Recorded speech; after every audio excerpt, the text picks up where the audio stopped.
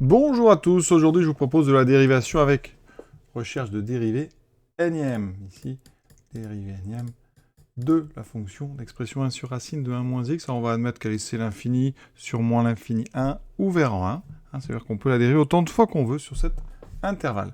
Et donc on va procéder par récurrence. Je vous propose cette formule-là et on va la démontrer. Alors ce qu'il faut savoir, donc on va évidemment démarrer par l'initialisation pour n égale 0. C'est plein de choses. D'abord 0 factoriel, ça vaut 1. Ensuite, 1 moins x. Ici, 1 moins x est différent de 0, donc 1 moins x puissance 0, ça vaut toujours 1. On aura besoin du fait que racine de 1 moins x, c'est 1 moins x puissance 1 demi. Ça servira, vous allez voir. Et donc ici, je regarde. Qu'est-ce qui se passe à droite? Alors, si je prends f0 entre parenthèses, donc ici, ça revient à f de x. F première, donc la dérivée première, c'est donc f prime. Si vous mettez un 2 entre parenthèses, c'est donc la dérivée deuxième, la dérivée seconde. Donc on met des petits primes primes. On peut aller jusqu'à dérivée troisième avec f prime prime prime. Bon là après c'est plus très lisible, donc on mettra f4. Voilà, f quatrième. Ce n'est pas une puissance, c'est une dérivation. On dérive 4 fois de suite la fonction f. Donc, alors pour n égale 0, qu'est-ce que j'obtiens à droite? J'obtiens 0 factoriel. 4 puissance 0 fois 0 factoriel fois 1 moins x puissance 0 fois racine donc d'un moins x. En haut, il me reste 1. Tout le reste, 4 puissance 0, ça vaut 1 fois 1 fois 1. Il me reste racine d'un moins x au bon endroit. Donc, c'est effectivement égal à f de x. Donc, la propriété, elle est vraie au n égale 0. Donc, on vient d'initialiser. Maintenant, l'hérédité. On va supposer que pour un n appartenant à grand N, on a la formule qui est valable, la propriété. Alors ici, par contre, on va l'écrire autrement. Quand on a 1 sur 1 moins x puissance n racine d'un moins x, on va tout mettre en haut. Déjà, ça fera 1 moins x puissance moins n. Et ensuite, ici, ça fait 1 moins x puissance 1 demi en bas, donc 1 moins x puissance moins 1 demi en haut. Ce qui fait qu'en haut, j'ai 1 moins x puissance moins n moins 1 demi. D'accord? Alors, ça veut dire qu'ici, je vais supposer donc que ma formule, c'est donc 2n factoriel sur... Alors, je vais essayer de mettre tout ce qui est indépendant de x devant. Et ici, on aura donc fois 1 moins x puissance moins n moins 1 demi. Il faut bien que je fasse les x, parce que quand il y a des x et des n, il faut faire très attention. Quel est le but? Parce que le but, c'est important dans ces récurrences avec des factoriels. Moi, je veux montrer que la dérivée n plus unième, ça sera donc, alors ici, 2n plus 1 factoriel. Donc 2 fois n plus 1, ça fait 2n plus 2. Sur 4 puissance n plus 1 fois n plus 1 factoriel, 1 moins x puissance moins n plus 1, donc ça fait moins n moins 1, donc ça fait moins n moins 3 demi. Allez, comment faire? On va dériver la fn, parce que vous savez que la dérivée, en fait, de fn, c'est la dérivée suivante, c'est donc la dérivée n plus unième. Donc ici, je vais dériver ceci. Alors ça se dérive assez bien, parce qu'on a mis une forme avec les puissances.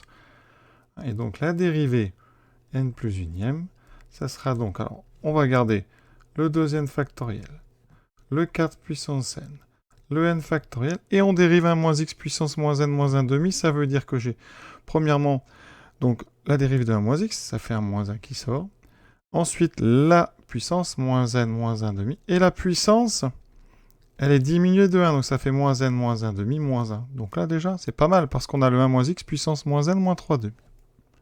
Alors, on va transformer un petit peu. Donc ici, 2 n factoriel, 4n fois n factoriel. Alors, il y a un moins 1, je multiplie ça par moins 1, donc j'aurai ici plus n plus 1 demi. Alors, si je mets au même dénominateur, ça fait 2n plus 1 sur 2. Donc, je mets un 2n plus 1 en haut et un fois 2 en bas.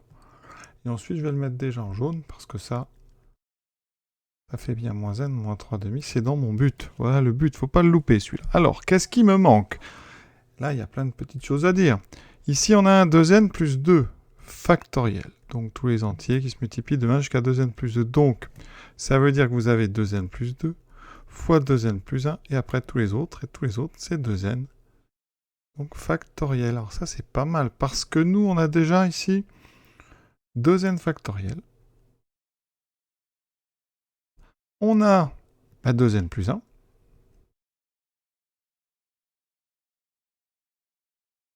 Et il va nous manquer quoi? Il va nous manquer donc le 2n plus 2. Donc je le fais apparaître. D'accord? Je vais ici écrire 2n plus 2 en haut. Donc je mets 2n plus 2 en bas.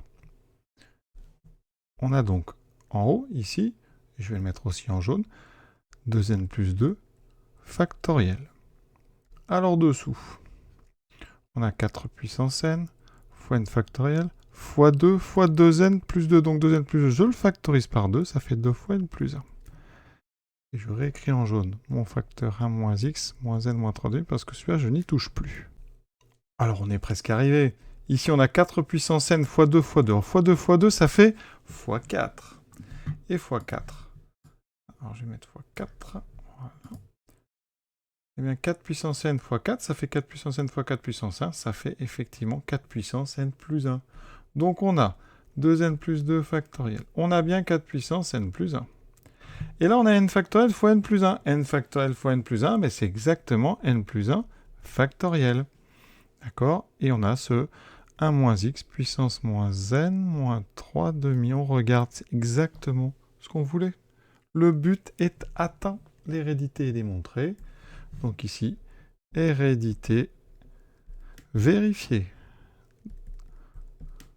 Alors moi, j'aime bien ces exercices. Hein. Celui-là, il est assez accessible, mais il y a quand même déjà un travail de recherche sur les factoriels qui est pas mal pour débuter, en tout cas, sur ces exercices avec beaucoup de factoriels. Bon.